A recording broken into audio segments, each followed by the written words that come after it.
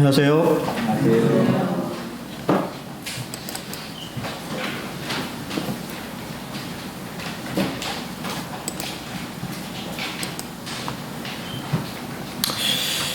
오늘은 루키 8번째 시간인데요. 당신은 보아스인가 아무개인가 라고 하는 제목으로 이렇게 교제하기로 합니다.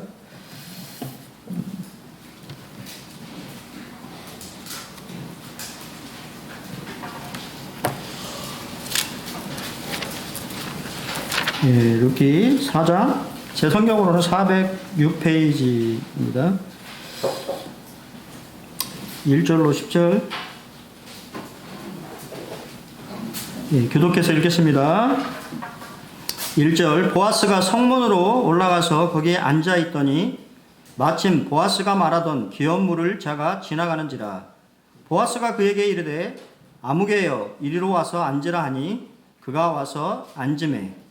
보아스가 그 소문 장로 10명을 청하여 이르되 당신들은 여기 앉으라 하니 그들이 앉으매. 보아스가 그 귀한 물을 자에게 이르되 모압 지방에서 돌아온 나오미가 우리 형제 엘리멜렉의 소유지를 팔려 함으로 내가 여기 앉은 이들과 내 백성의 창문을 앞에서 그것을 사라고 내게 말하여 알게 하려 하였노라. 만일 네가 물으면 물려니와 만일 네가 부르지 아니하려거든 내게 구하여 주게 하라. 네 다음은 나요 그 외에는 물을 자가 없느니라 하니 그가 이르되 내가 물으리라 하는지라. 보아스가 이르되 네가 나오미의 손에서 그 밭을 사는 날에 곧 죽은 자의 아내 모압 여인 룻에게서 사서 그 죽은 자의 기업을 그의 이름으로 세워야 할지니라 하니 그 기업 물을 자가 이르되 나는 내 기업에 손해가 있을까 하여 나를 위하여 물지 못하느니 내가 물을 것을 네게 물으라. 나는 물지 못하겠노라 하는지라. 옛적 이스라엘 중에는 모든 것을 모르거나 교환하는 일을 학정하기 위하여 사람이 그의 신을 벗어 그의 이웃에게 주더니 이것이 이스라엘 중에 증명하는 전례가 된지라. 이에 그 기업 물을 자가 보아스에게 이르되 네가 너를 위하여 사라 하고 그의 신을 벗는지라. 보아스가 장로들과 모든 백성에게 이르되 내가 엘리멜렉과 기럨과 말론에게 있던 모든 것을 나오미의 손에서 산 일에 너희가 오늘 증인이 되었고 또 말론의 아내 모압 여인 룻을 사서 나의 아내로 맞이하고 그 죽은 자의 기업을 그의 이름으로 세워 그의 이름이 그의 형제들과 손문에서 끊어지지 아니하게 하매 너희가 오늘 증인이 되었느니라 하니. 우리가 지난 시간 루키 3장에서 룻이 타작마당에 이렇게 가서 보아스에게 청혼하는 그런 장면을 봤는데요. 그때도 말씀드린 것처럼 이 여성이 이 남자에게 청혼한다는 것은 상당히 이례적인 그런 일인 것을 보게 되는데 그런 청혼에 대해서 보아스는 어떻게 했습니까? 바로 받을 수가 없었어요. 왜냐하면 그 자신보다 더 가까운 친족이 있었기 때문에 그 문제를 먼저 해결하지 않으면 이 보아스를 아내로 받아들이는 또 기업을 물으는 그러한 일들을 할 수 없다라고 하는 것을 이 보아스는 알고 단지 이제 룻에게 약속을 했습니다. 내가 이 문제를 빨리 처리해서 그 부분에 대해서 이렇게 할 수 있도록 조정하겠다라고 이야기를 하면서 이제 4장에 넘어가면 그 문제를 해결하는 그런 장면이 등장하는데 그 장면이 어디입니까? 성문. 이 보아스는 책임을 다하기 위해서 성문에 올라가 앉았습니다. 이게 성문 이렇게 옛날 이렇게 유적지 보면 지금 이스라엘 그 유적지예요. 그래서 이렇게 보면 옆에 사람이 앉을 수 있는, 그래서 아마 이 가운데 이렇게 해서 장로들이 이렇게 앉았던 것을 보게 되고, 고대 시의 성문의 역할이 뭐였냐면 공적인 업무를 처리하는 지역사회의 중심지였습니다. 그래서 성경에 성문이라고 하는, 구약 성경에 성문이라고 하는 단어가 나온다고 하는 것은 그만큼 그 지역이 상당히 중요한 지역이었다라고 하는 것을 알 수가 있고, 또 거기에서 물물거래, 아주 중요한 거래, 법적인 그러한 일들을 처리할 거래들은 성문에서 이루어졌고요. 그리고 또한 어떤 다툼이라든가 민사, 형사 이러한 모든 법적인 문제들을 처리할 때도 재판정으로 사용되었던 것이 성문이었습니다. 그리고 선지자들이 메시지를 선포하는 설교 장소였고, 당연히 많은 사람들이 모이는 곳이었기 때문에 소문의 중심지였다라고 하는 것을 알 수가 있어요. 그래서 성도님들이 기억하실지 모르겠습니다만, 창세기에 보면 이름이 비슷한 누가 있죠? 룬 말고 롯. 롯이 소알 지역이라고 하는, 이제 우리가 말하는 소돔과 고모라라고 하는 지역에 이제 소돔에 들어갔는데, 롯이 어디에 앉아 있었냐면 성문에 앉아 있었다라고 돼 있어요. 그러면서 나중에 뒤에 이야기를 보면, 네가 우리의 재판관이 되려고 하냐? 외부에서 와가지고 네가 우리의 재판관이 되려고 하냐? 그러니까 영향력이 없을 수밖에 없는, 이해가 되세요? 사실 외부인인데 롯은 조금 제가 봤을 때는 명예욕도 좀 있었던 것 같고, 그래서 성문에 앉는 것을 성경은 얘기하고 있고, 그거에 대해서 소돔 사람들이 좋게 생각했다, 나쁘게 생각했다?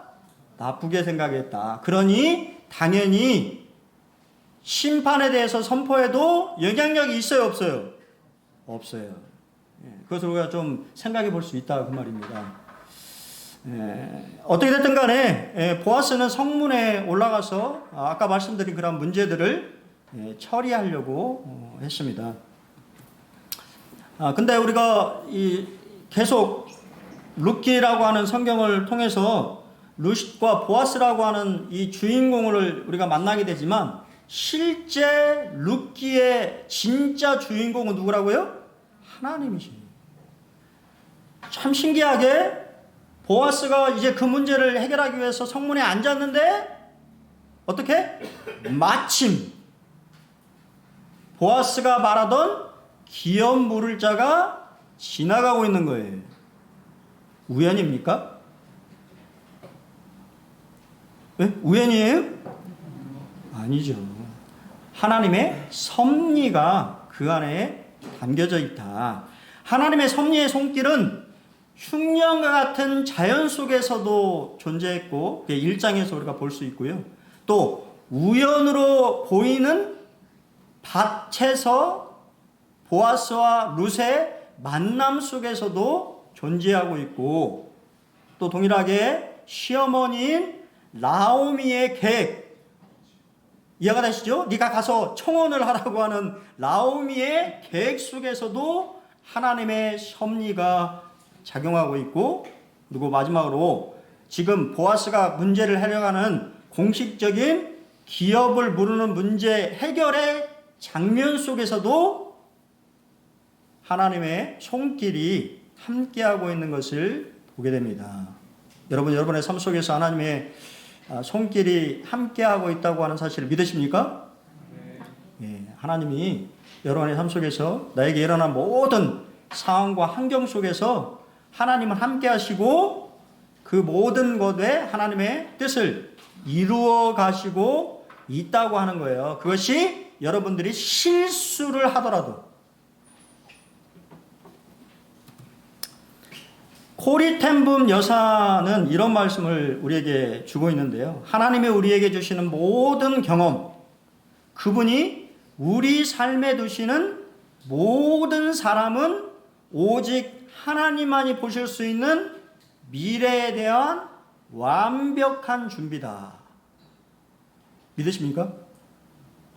여러분 주위에 여러분이 만나는 그 모든 사람은 우연히 만나는 것이 아니고 하나님의 예비하심 가운데 있다라고 하는 것입니다.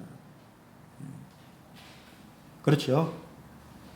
그런 과정들을 겪지 않았다고 한다면 내가 하나님을 더 의지하거나 하나님을 더 이렇게 만나고자 하는 그런 마음들을 가지지 못했을 수도 있다고 하는 것이에요. 저는 청년 때 한 모임에, 서울에 있는 한 모임에 방문했는데요. 참 열심히, 그때 공무원 시험 준비했을 때인데 열심히 교회를 나갔어요. 그러다 보니까 그 형제님이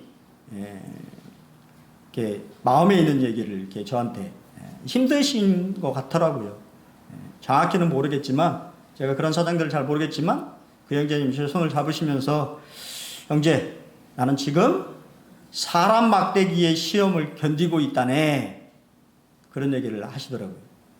그러니까 교회가 안정이 되어 있지 않고, 여러 이 성도들 간의 어려운 그런 문제들, 그분도 상당히 젊으신 분이었어요. 근데 그런 얘기를 하시면서, 그때는 그게 크게 와닿지는 않지만 인생을 살아보니까 하나님이 여러 사람들을 붙이셔서 나를 훈련시키시고 연단시키시고 또 함께 더 이렇게 하나님 안에 닮아갈 수 있는 그런 것으로 예비하셨다라고 하는 것을 깨닫게 되는 것을 보게 됩니다. 그래서 오히려 그렇게 주어지는 나에게 좀 힘들게 하고 어렵게 하시는 분을 만나면 그 당시에는 힘드시겠지만 어떻게 해야 되고요? 감사하시고 비싼 수업료를 내가 지불하고 있구나라고 생각하시면 더 좋을 것 같습니다. 당신의 이름은 아무개입니까? 신기하죠. 그의 이름은 아무개일까요? 보아스는 그 사람을 몰랐을까요? 저는 어렸을 때 저희 어머니 따라서 이 이모댁, 큰 이모댁을 상당히 많이 방문을 했는데요. 다 알더라고요. 저한테 이제 이 소개를 하는데 거기가 차씨 집안이거든. 차씨 집은 굴락.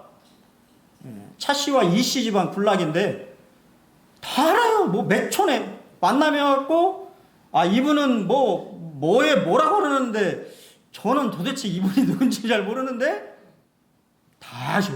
매촌에 이분은 고종 당숙이시고 연관성이 있어 친척이라고 하는 것에 이것에 대해서 설명하시는데 저는 하나도 모르겠어요. 왜 만나는 게 별로 만나지 없으니까. 근데 그렇게 굴락에 모이는 조그만 그 동네에 사시는 분이 친척을 모를까요? 아니죠. 알죠. 그리고 가까운 친척이에요. 보아스와는 가까운 친척인데 왜 성경은 그의 이름을 기록하지 않았을까요? 왜 성경은 아무개라고 표현했을까요? 보아스가 몰라서? 아니요. 성령님이 기록하지 않으신 겁니다. 왜냐하면 그 사람은 기억할 필요가 없다라고 하는 거예요. 하나님이 보셨을 때 기억할 필요가 없다라고 하는 말을 듣는다면 어떨까요? 그냥 그 사람은 아무개야. 그냥 어떤 사람이야. 그런 이름으로 우리가 불린다고 한다면 안 되겠죠. 안 되겠습니다. 우리가 이 아무개는 처음에는 기업을 모르겠다고 했어요.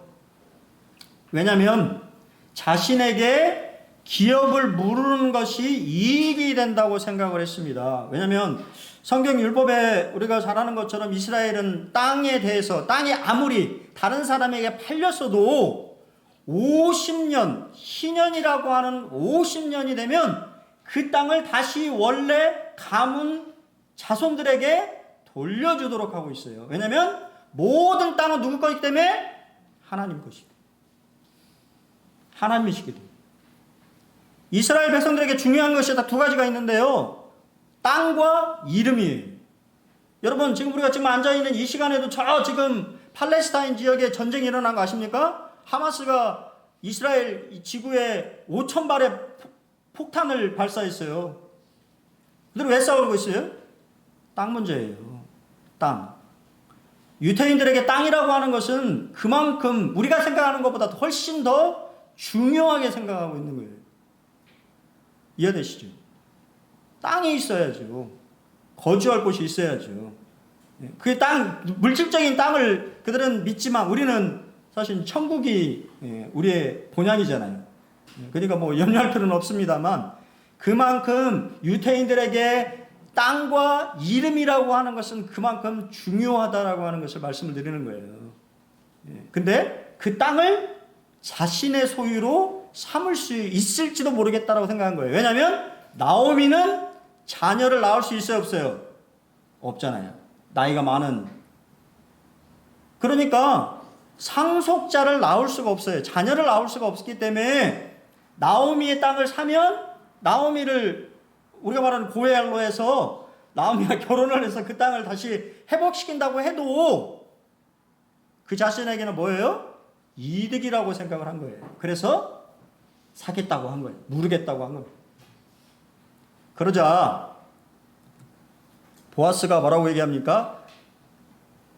아무개 씨, 근데 나오미만 사는 게 아니고 누구를 사야 돼요?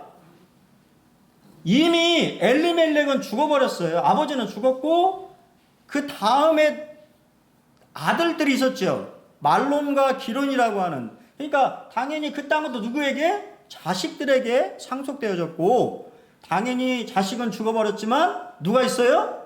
며느리인 룻이 있는 거예요.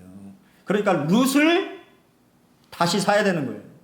그러니까 기업도 사야 되고 룻과 결혼도 해서 룻의 대를 이어줘야 된다고 하는 이야기를 들으니까 그러니까 룻은 젊어요? 안 젊어요? 젊잖아요. 그러면 자식을 낳을 수 있어요? 없어요?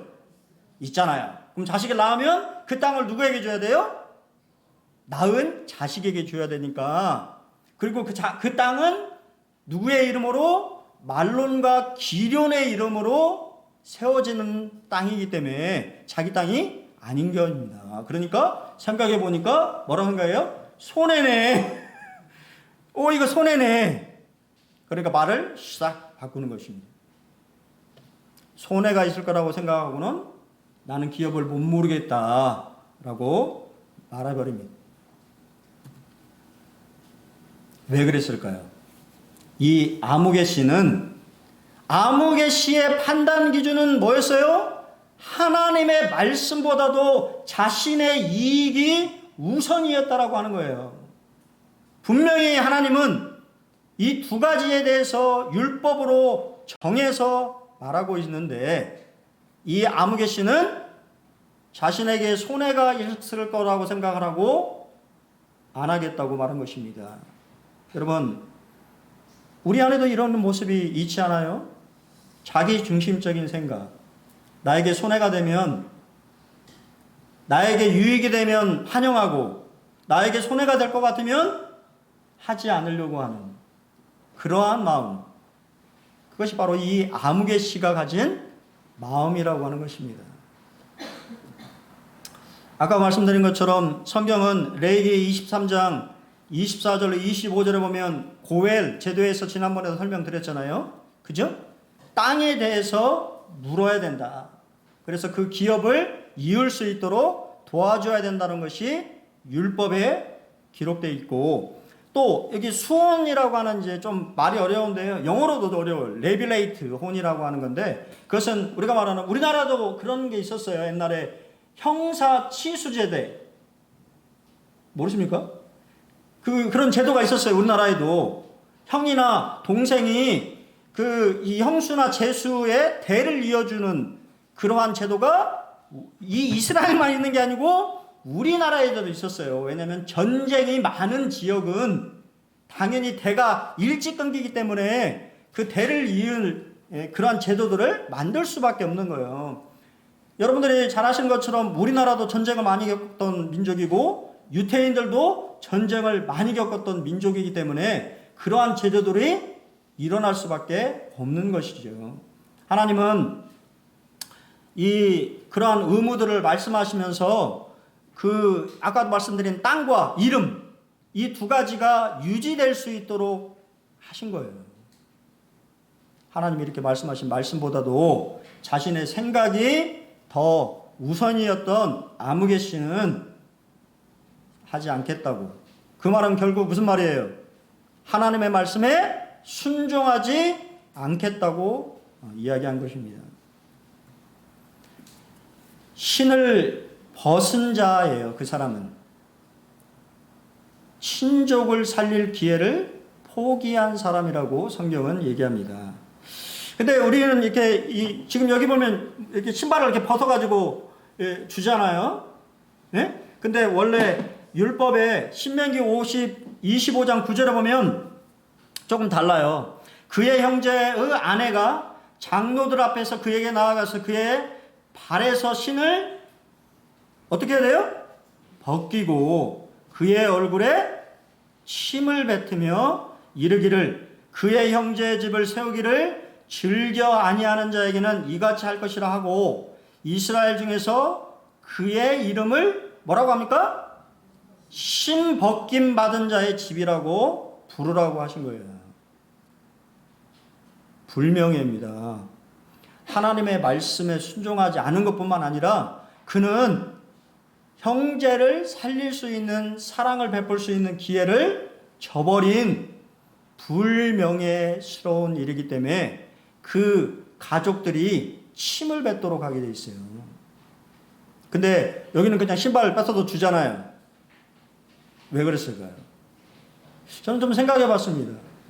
사사시대는 지금 이 룻기의 배경은 사사시대예요. 가장 어두운, 이스라엘 역사의 가장 어두운 시기의 한 장면입니다. 아마 이러한 하나님의 말씀들이 그냥 일반화돼 버린 거예요. 그냥 내가 하기 싫으면 어떻게 해요? 그냥 신발 벗어가지고 나는 하지 않겠다고 줘버리는, 말씀에 대해서 중요하게 생각하지 않게 되어졌다라고 하는 거예요. 여러분 어떻습니까? 여러분 이 마지막 시대라고 얘기하죠. 이 마지막 때 사는 우리들은 어떻습니까? 하나님의 말씀에 대해서 어떻게 생각하고 있나요? 엄하게 생각하고 있나요? 아니면 그냥 상황에 따라서 그냥 뭐 내 편할 대로 적용하면 되지? 라고 생각하시나요?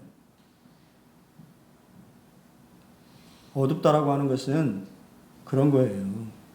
하나님 분명히 치욕스러운 불명예스러운 일이라고 그렇게 하라고 말씀하셨는데 우리가 봤을 때 이 사사시대에는 이러한 일들이 어떻게 보면 아무렇지도 않은, 그렇게 중요하게 생각하지 않는 그런 시대가 돼버린 것 같습니다. 그래서 아마 그냥 자기가 신발을 벗어가지고 보아스에게 건네는, 이거에 대해서 그렇게 자세히 설명하고 있지 않지만 저는 좀 그렇게 생각이 좀 되어졌어요. 신을 벗은 자, 사랑을 할 수 있는 권리를 포기한 자입니다. 야고보서 4장 17절에 보면 그러므로 사람이 선을 행할 줄 알고도 행하지 아니하면 죄다라고 말하고 있어요. 우리 안에 성령님이 계시죠. 우리 안에 성령님이 계셔서 어떠한 일들에 대해서 우리가 마땅히 행해야 될 도리들을 하지 않게 됐을 때 마음에 부담을 주시고, 여러분 마음속에 부담이 일어나고 있다고 한다면 그것을 여러분들에게 그것을 하도록 말씀하시는 거예요. 그렇지 않습니까? 그것을 하지 않을 때, 마땅히 해야 될 그러한 것들을 하지 않을 때 성경은 그것이 죄라고 말씀하고 있는 거예요. 미국 명문대 입학 조건이라고 하는 그러한 예화가 있는데요. 미국에 이민해서 살고 있는 한인 2세가 뉴욕시 맨하튼에 위치한 최상위권 명문 대학교인 컬럼비아 대학교의 의과대학에 지원했습니다. 한인 2세는 공부도 잘해서 SAT, 우리가 지금 말하는 수능 시험에 만점을 받았습니다. 집안 형편도 부유해서 무난히 합격되리라고 믿고 있었습니다. 그런데 불합격 통지서가 날라온 겁니다. 불합격 사유란에는 이렇게 적혀 있었습니다. 기아의 성적은 아주 우수합니다. 가정 형편이나 여러 조건들도 만족스럽습니다. 그런데 기아의 서류 어디를 보아도 헌혈했다는 기록이 없습니다. 남을 위해서 헌혈할 경험도 없는 기아가 어떻게 환자를 돌볼 수 있겠습니까? 기아는 의사가 될 자격이 없습니다. 우리나라하고 많이 다르죠? 요즘에 우리나라가 의사 열풍인 거 아십니까? 의사 열풍이에요. 지금 다 의사하려고, 의대만 가려고, 중간에 그만두는, 서울대를 다니다가 그만두는 사람이 엄청 많아요. 왜? 다시 의대에 진학하려고. 근데 진짜 의사, 히포크라테스 선서에 나오는 그런 진짜 의사를 찾아볼 수 있나요? 그냥 돈만. 왜 사람들이 지금 왜 의사를 되려고 하네요? 여기 답이 나와 있어요. 돈 안 되는 소아과, 외과, 지원생이 없습니다. 지금 문제예요, 우리나라. 아십니까? 소아과 의사가 없어요. 대학에서 이 전문의로 훈련받는 소아과에 지원하는 의사가 없어요. 그리고 돈을 줘서 지금 돈을 지불해야 돼서 정부에서 돈을 더 줘서 하려고 해도 안 합니다. 인기학과는 다 돈을 많이 버는, 쉽게 벌 수 있는 학과만 지원하는 시대가 지금 이 시대예요. 이기적인 것이죠. 그게 정말 의사의 소양에 맞는 것입니까? 우리도 한번 생각을 해봐야 됩니다. 사랑은 뭐 하지 않는 것입니까? 계산하지 않는 거예요. 보아스는 참 이상한 사람이죠. 왜 이상합니까? 사실 보아스에게 이익이 되는 게 하나도 없어요. 이 나오미의 땅을 기업을 묻는 고엘 제도를 하는 거나 룻을 아내로 받아들이는 거, 보아스에게 무슨 이득이 있죠? 없어요. 왜냐하면 보아스와 룻을 아내로 받아들인다라고 하는 것은 아까도 말씀드린 것처럼 엘리멜렉과 말론과 기럐의 이름으로 자식을 낳는 거예요. 자기 자식도 아닌 겁니다. 그 기업을 이어주는 거예요. 그런데도 불구하고 그는 그렇게 하겠다고 한 거예요. 이상한 사람이죠. 우리 주님은 더 이상하신 분이죠? 여러분 그런 생각 해보셨습니까? 주님은 우리가 무슨 가치가 있어서 우리 같은 사람들을 구원하시려고 자기 생명을 내어주셨을 거예요. 자신에게 손해라는 것을 알지만 사랑하면 계산하지 않는 것이지. 로마서 5장 8절에 우리가 아직 죄인 되었을 때에 그리스도께서 우리를 위하여 죽으심으로 하나님께서 우리에 대한 자기의 사랑을 확증하셨다고 말씀하십니다. 우리가 언제 했을 때? 죄인이었을 때. 우리가 하나님과 원수 되었을 때. 하나님과는 전혀 상관없는 삶을 살고 있었을 때 하나님은 이미 우리를 사랑하시고 우리를 구원하시기를 기뻐하셔서 자기 아들을 아낌없이 내어주셨다고 하는 사실이에요. 하나님 참 이상하신 분이시죠. 사랑은 계산하지 않는 것입니다. 자발적인 구속이었어요. 아무개는 구속할 의향을 가지고 있지 않았습니다. 하지만 보아스는 자신이 손해를 보더라도 나오미와 룻을 사서 그들이 원하는 소원을 이루어지기를 기뻐했어요. 누가 밀어서 한 것이 아니라고 하는 거예요. 우리 주님도 마찬가지죠. 여러분들을 구원하실 때 그냥 그것이 아버지의 뜻이기 때문에 마지못해서 하신 것이 아니라고 하는 거예요. 성경 요한복음 10장 17절로 18절에 보면 내가 내 목숨을 버리는 것은 그것을 내가 다시 얻기 위함이니 이로 말미암아 아버지께서 나를 사랑하시느니라. 이를 내게서 빼앗는 자가 있는 것이 아니라 내가 스스로 버리노라. 나는 버릴 권세도 있고 다시 얻을 권세도 있으니 이 계명은 내 아버지께서 받아노라 하시느니라. 예수님은 여러분을 구원하시기 위해서 여러분을 사랑하셔서 여러분의 생명값을 구하시기 위해서 스스로 버리신 거예요. 자기의 목숨값을 아낌없이 내어주신 것입니다. 주저하지 않으셨어요. 왜냐하면 사랑하기 때문에. 세 번째는 공개적으로 구속했습니다. 보아스는 이 모든 사람, 아까도 말씀드렸잖아요. 성문은 소문의 중심지예요. 그 소문의 중심지에 보아스는 서서 내가 나오미야 룻을, 우리 성경에 뭐라고 합니까? 모압 여인. 여러분은 어떻게 생각하시겠어요? 이 아모개가 아마 거절했던 이유 중에 하나는 모압이라고 하는 단어가 있지 않았을까요? 이방 여인과 결혼한다는 것 쉬운가요? 여러분 어떻게 생각하세요? 쉽지 않죠. 사람들의 입방아에 오르내리는 일일 거예요.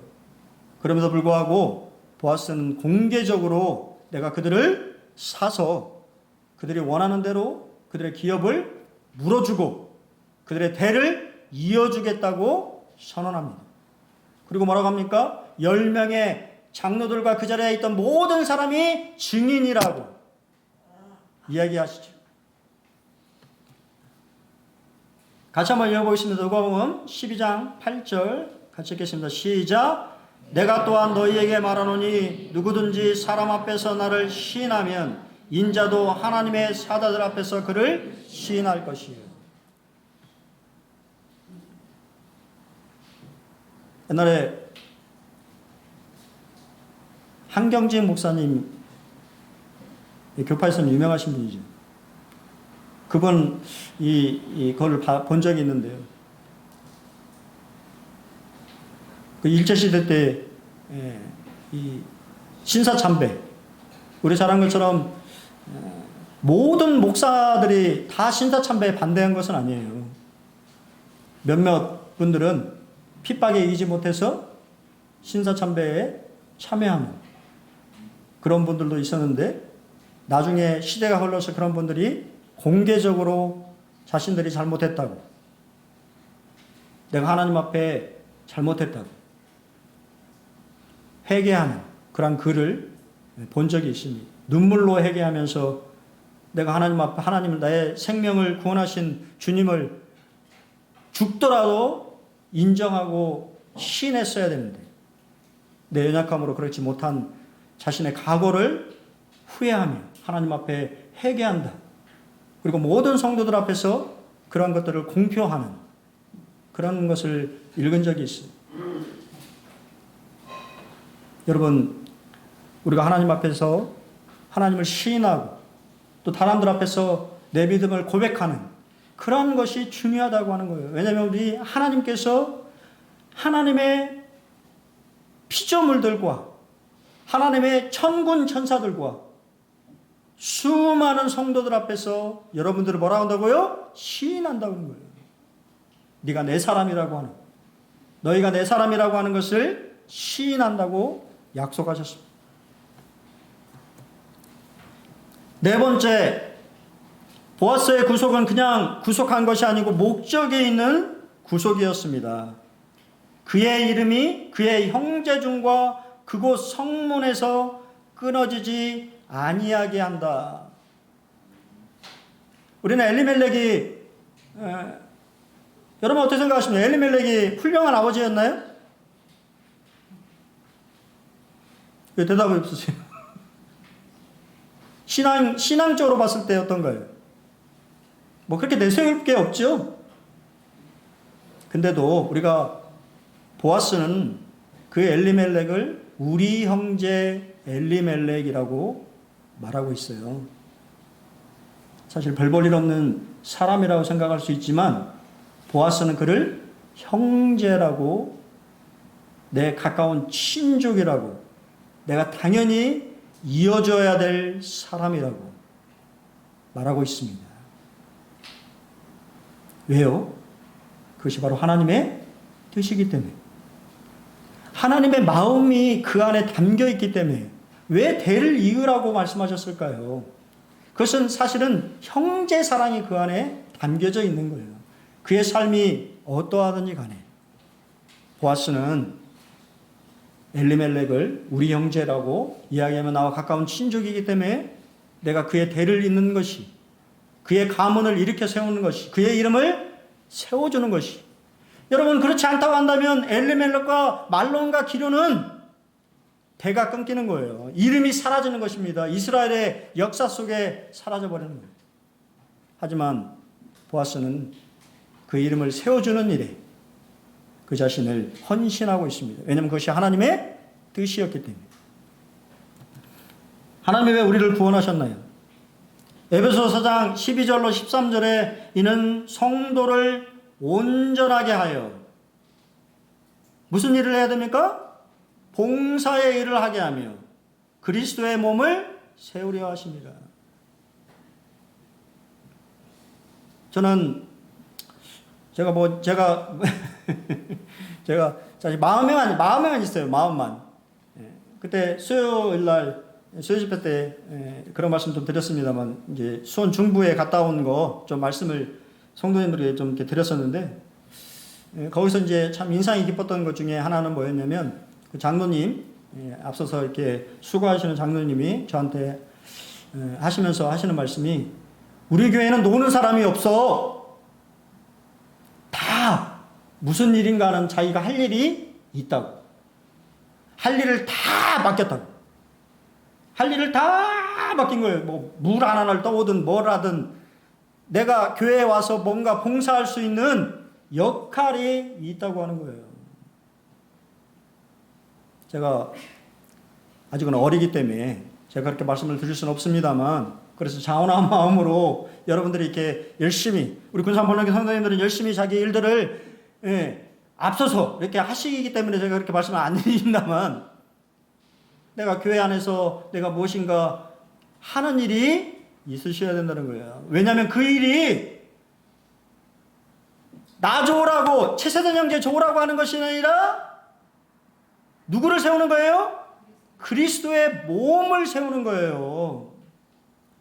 여러분이 이 물 한 잔 갖다 놓는 일이 최세던 형제 좋으라고 물 갖다 놓은 것이 아니라 그리스도의 몸을 세우는 일이라는 거예요.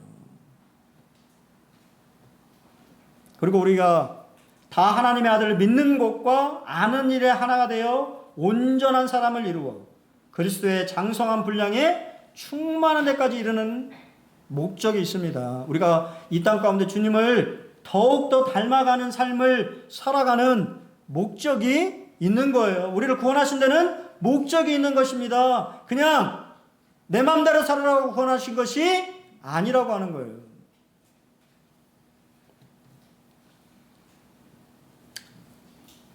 (1956년) 미국 전역에 충격을 주는 일이 있었습니다.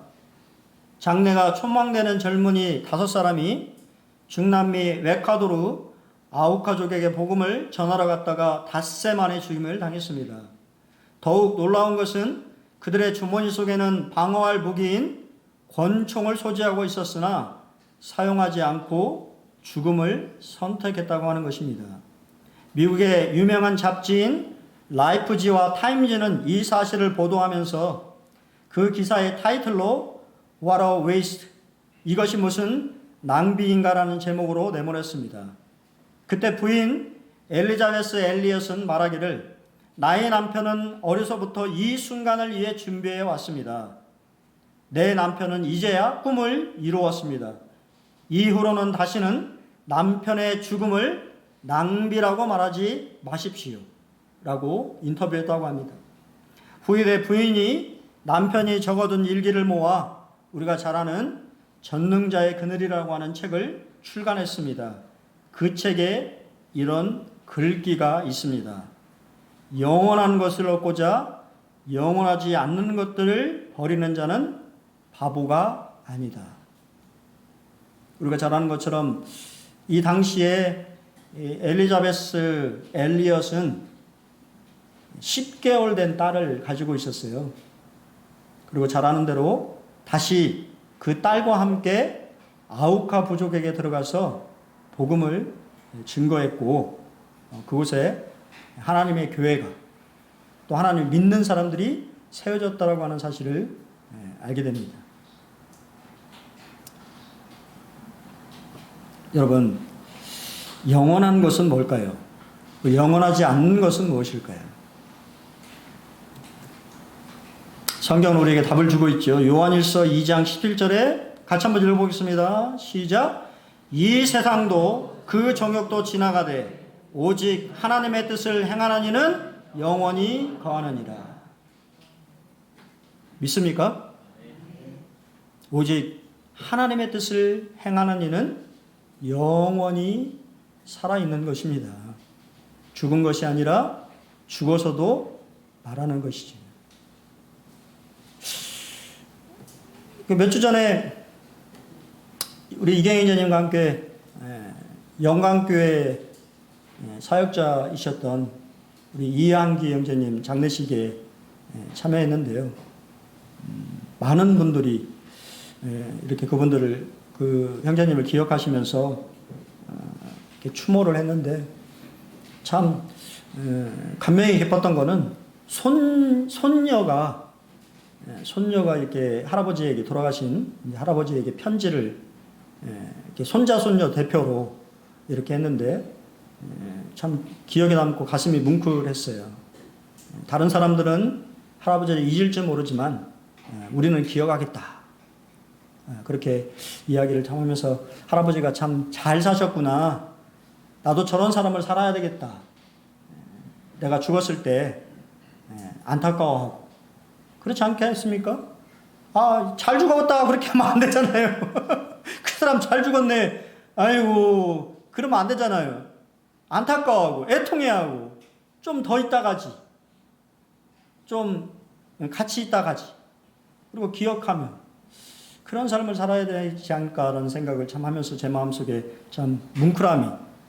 이한경 전님하고는 크게 이렇게 연이 없어서 별 마음은 없었습니다만 참 너무 이 감동적인 그런 장례식이었던 것 같아요. 여러분, 오직 하나님의 뜻을 행하는 이는 영원히 거한다고 성경은 말하고 있습니다. 예. 주님의 몸된 교회에 계산하는 소리가 아닌 사랑이 넘치기를 소원합니다. 주님의 몸된 교회에 아무개가 아닌 보아스가 많이 일어나기를 소원합니다. 보아스가 많아야 교회는 부흥하는 것입니다. 오늘 당신은 보아스입니까? 아무개입니까? 여러분 모두 다 보아스가 되기를 바라겠습니다. 아무개로 남아있지 않기를 바라겠습니다. 잠시 기도하시고, 기도를 하라고 그래가지고 잠깐 기도하시고 말씀을 마치겠습니다. 걸어가신 아버지 하나님, 이 초촌동에 군산 본인업계를 세워주셔서 진심으로 감사를 잠드립니다. 이 교회 주인이 주님이시오니 아버지 하나님, 이 교회를 세우신 목적이 이루어질 수 있도록 도와주시기를 주님 앞에 간구합니다. 아버지 하나님, 아무개가 아닌 보아스가 이 군산 본능교회에 많이 일어날 수 있도록 도와주십시오. 계산하는 사람이 아닌, 이기적인 마음을 가진 사람이 아닌, 사랑하기 때문에 아낌없이 주기를 기뻐하는 주님의 마음을 가진 사람들이 많이 일어날 수 있도록 도와주셨기를 주님 앞에 간구합니다. 아버지 하나님, 한 주의 삶 가운데 주님의 마음을 품고 살아가기를 원합니다. 다른 누군가를 섬기며 사랑하며 그리스도의 향기를 품길 수 있는, 다른 누군가에게 유익한, 이 사람 정말 필요한 사람이라고 하는 아버지 하나님, 그러한 간증을 남길 수 있는 한 주의 삶이 될 수 있도록 도와주셨기를 주님 앞에 간구를 잠드립니다. 주님, 우리가 다 성도들의 형편을 살필 수는 없지만 모든 것을 아시는 주님께서 연약한 마음을 붙들어 주시고 병든 자의 아버지 하나님, 그러한 병들도 치유해 주시고 또 심령이 낙심되어 있는 분들이 있다면 격려해 주시고 위로해 주셔서 이 나그네 인생길을 아버지 하나님 힘있게 살아갈 수 있도록 도와주셨기를 주님 앞에 간구를 잠드립니다. 아버지 하나님, 유의 시간도 주의 성령께서 함께 주셨기를 간절히 원하옵고 우리 주 예수 그리스도 이름으로 감사함의 기도를 드립니다.